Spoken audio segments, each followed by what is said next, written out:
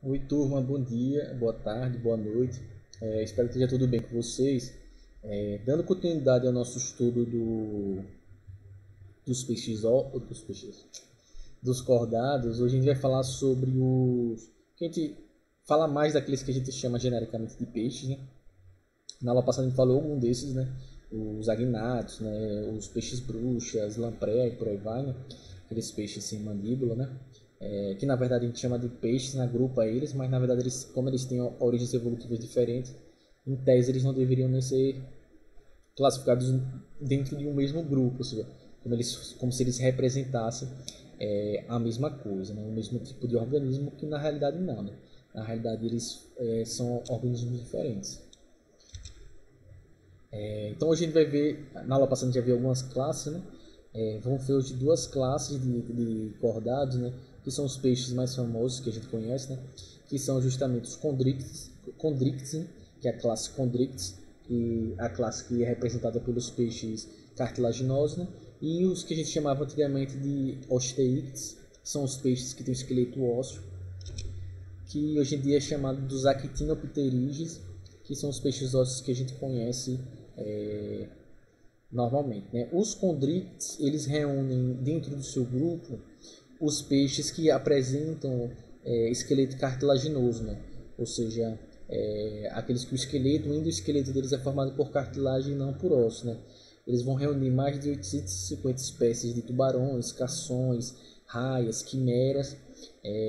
Esses animais eles têm por característica justamente apresentar esse esqueleto cartilaginoso, esse esqueleto que é constituído, ou seja, que é formado por cartilagem, né?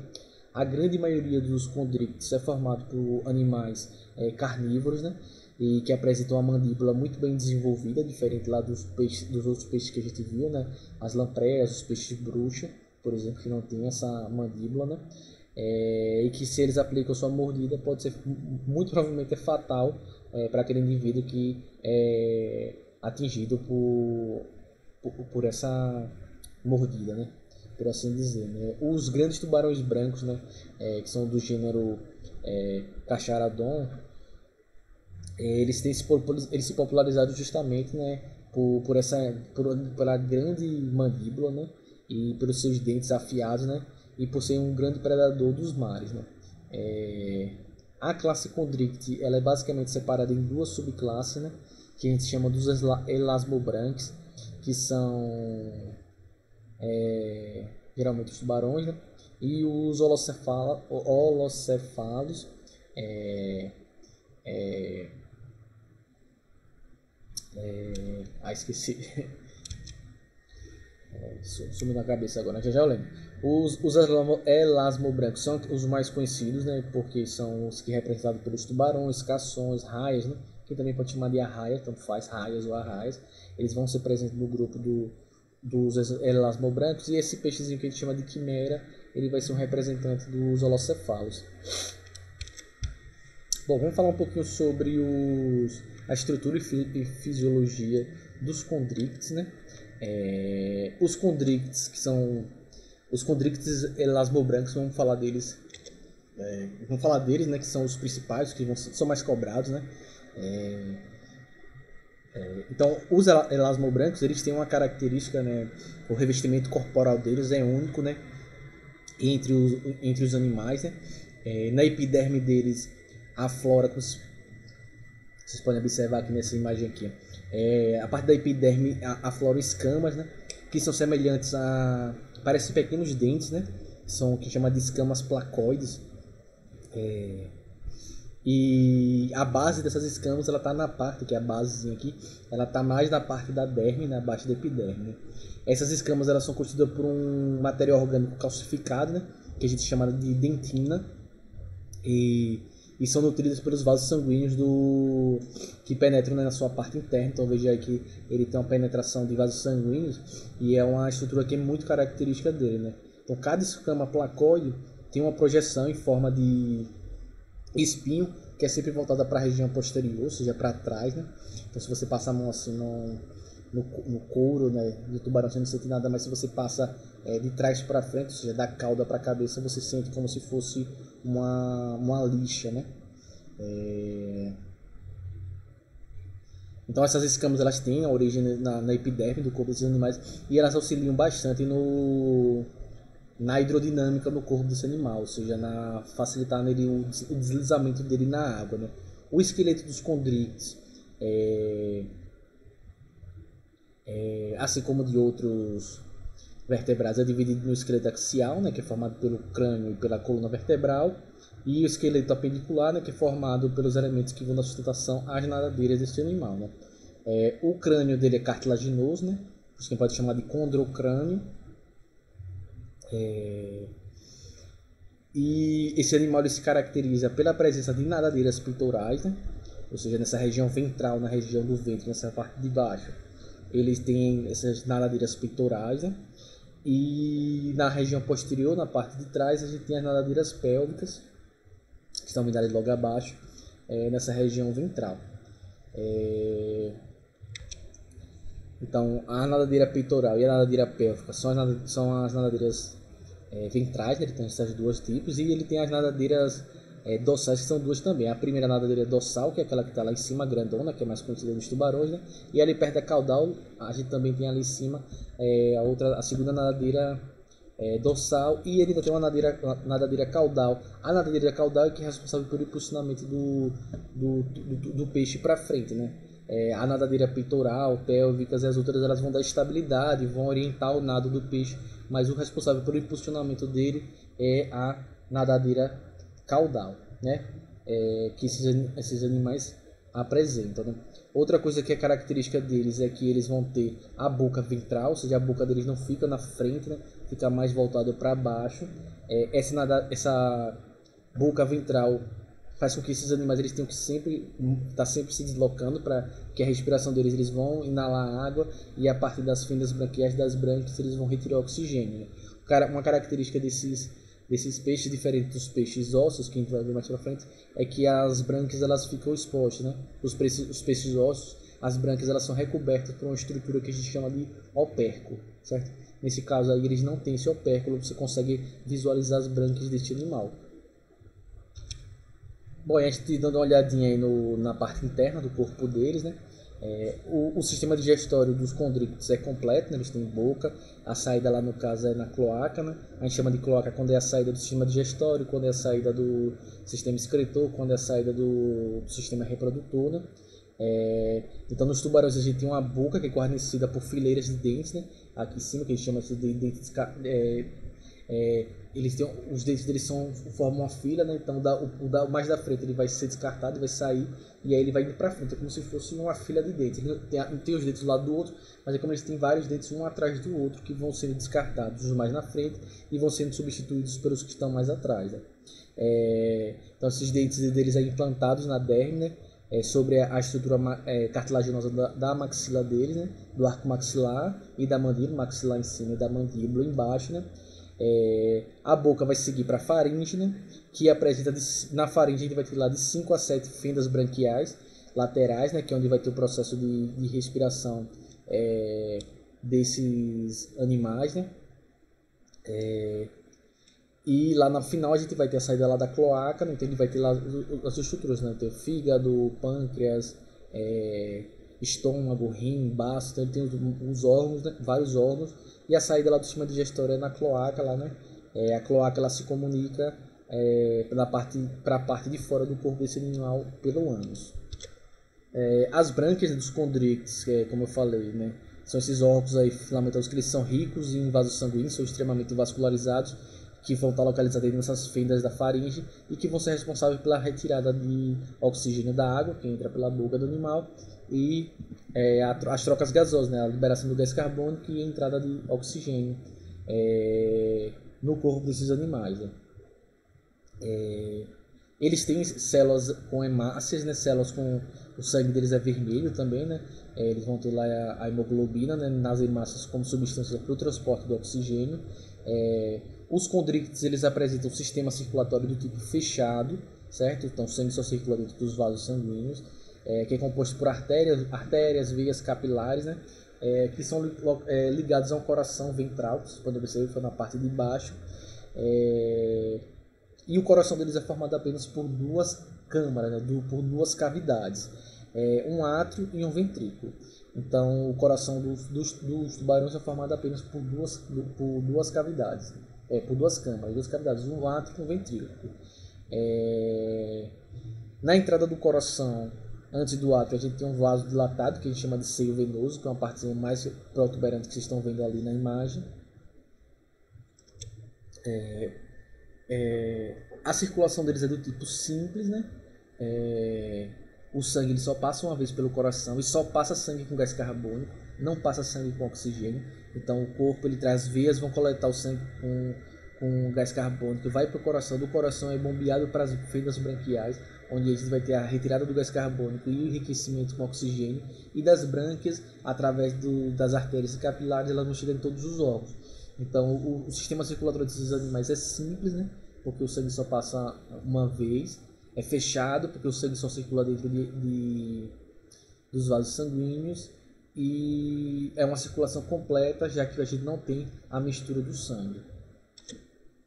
Então a gente não tem a mistura do sangue arterial com o sangue venoso, né? A excreção desses animais é feita a partir dos rins. Os rins vão filtrar o sangue, e esse sangue o produto dessa filtração, que é a ureia, ela vai ser eliminada a partir da cloaca também.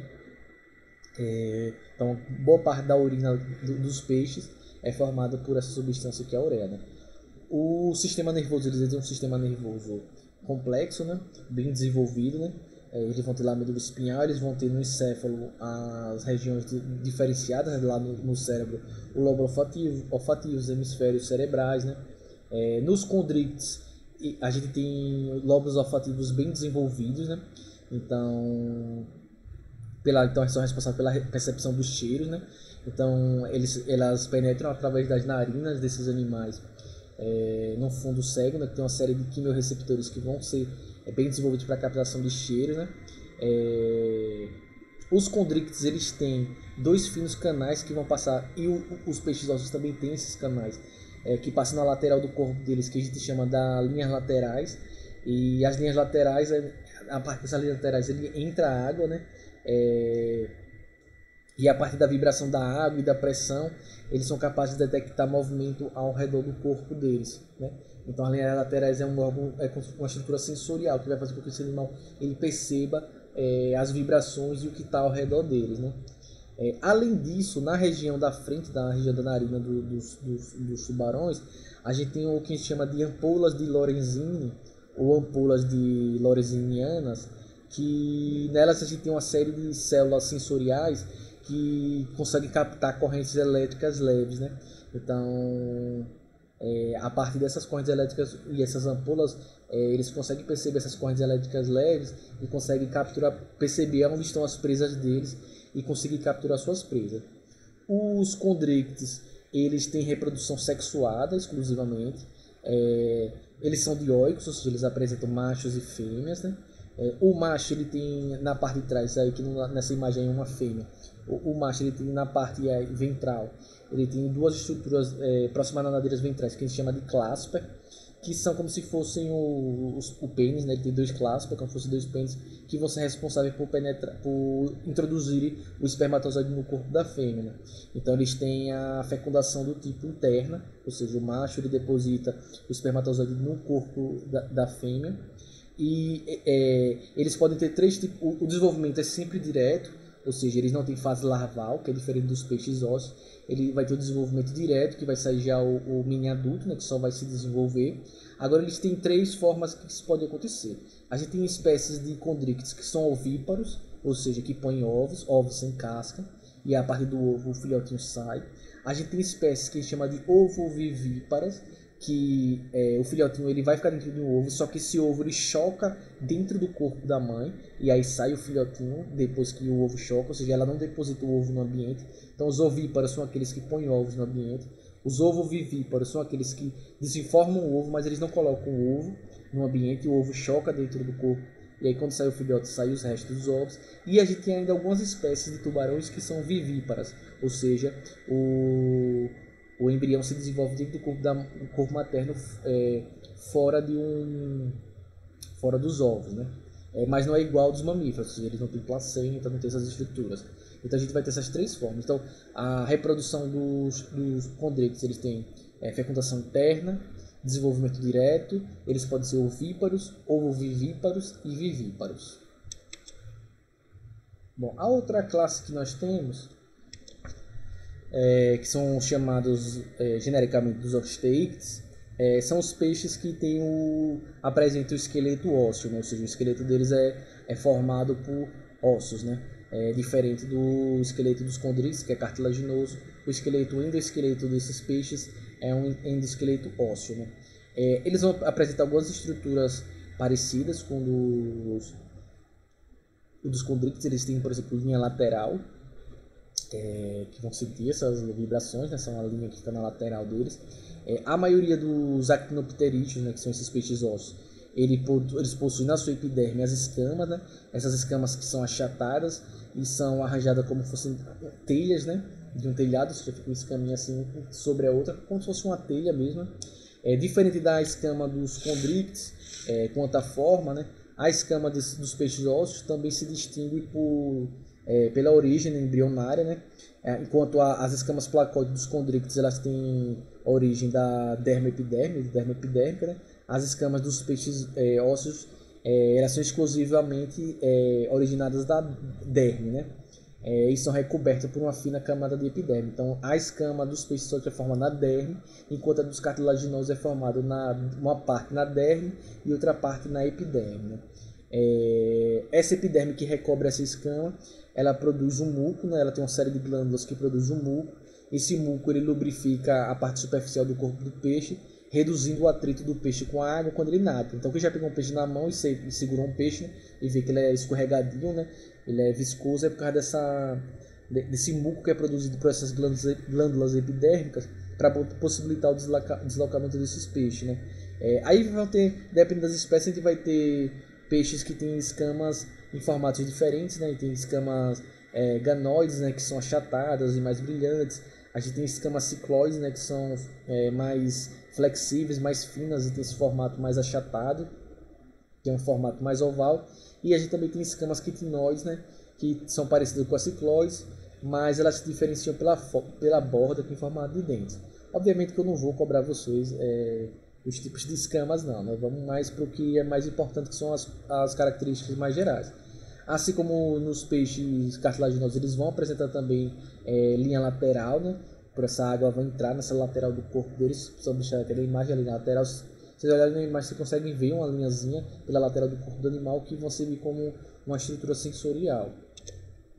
Os actinopterídeos, os peixes ósseos, né? Assim como os condríctios, eles vão ter também nadadeiras ventrais pares, né? Sendo um par peitoral e um par pélvico. Vocês podem observar aí na imagem, né?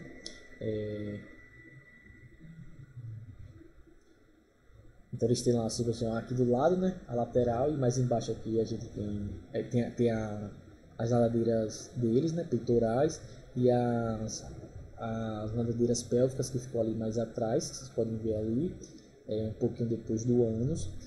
Além dessas, geralmente eles têm duas nadadeiras dorsais, né, um anal, que é mais próxima ali ao ânus, situada ali no pós-ânus, né?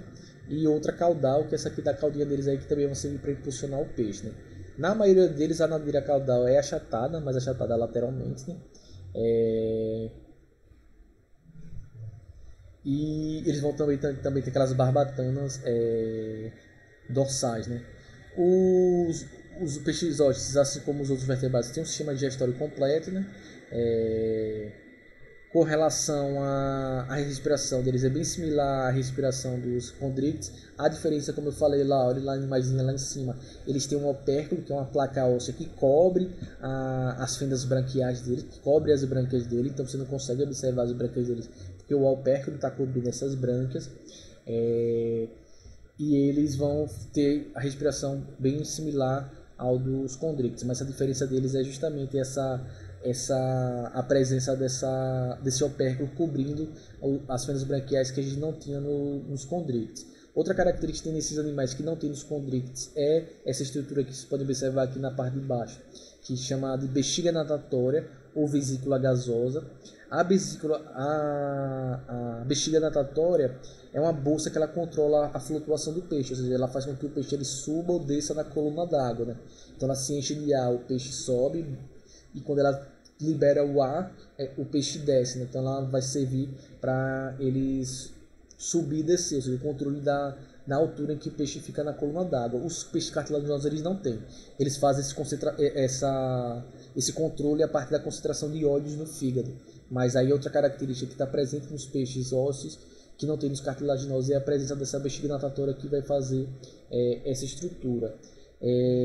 O sistema circulatório deles é igual, né, ao dos condrictes.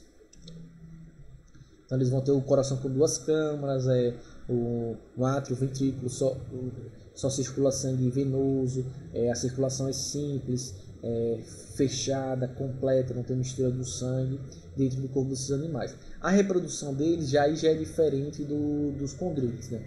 Então os peixes ósseos eles vão ser dioicos também, né? Vão ter as diferenças entre os machos e as fêmeas. Agora eles vão ter a fecundação externa, ou seja, a fecundação acontece fora do corpo. Então os óvulos e os espermatozoides são lançados na água onde ocorre a fecundação. Geralmente eles têm um comportamento de corte nupcial, né? Do cortejo. Esse cortejo vai fazer a liberação, né? Desses animais. A grande maioria das espécies são ovíparas, ou seja, elas depositam seus ovos em esconderijos ou ninhos. Esses ovos são sem casca, ou seja, tem que ser depositados exclusivamente na água. Algumas espécies têm desenvolvimento direto e têm o cuidado da prole, né? Ou seja, eles cuidam da prole. Mas outras espécies têm um desenvolvimento direto, ou seja, do ovo sai uma larva, que a gente chama dos alevinos, para formar depois o indivíduo adulto. Então eles têm, diferente dos condrictes, eles têm fecundação externa, tem alguns que a grande maioria são de ovíparos, né? Eles põem os ovos no ambiente, não tem vivíparos, não tem ovovivíparos. Mas com relação ao desenvolvimento, tem alguns que é desenvolvimento direto, mas outros estão desenvolvendo direto numa fase larval, que a gente chama de alevino. Tem outra classe de peixes, que são os dipnoides, ou o dipnoi, que são aqueles peixes pulmonados, né? Eles têm uma bolsa que ficam na faringe deles, eles são também peixes ósseos, e eles têm uma bolsa que funciona como se fosse um pulmão, né? Ligada à faringe, que se enche de ar, e esses animais eles conseguem passar um tempo fora da água, e respirando, certo? Mas eles também não passam muito tempo, eles deslocam um pouquinho e passam, certo? Então tá aí os peixes. Na próxima aula a gente se aventura aí nos anfíbios e nos répteis. Qualquer dúvida, vocês entrem em contato comigo, fiquem bem e até a próxima aula. Tchau!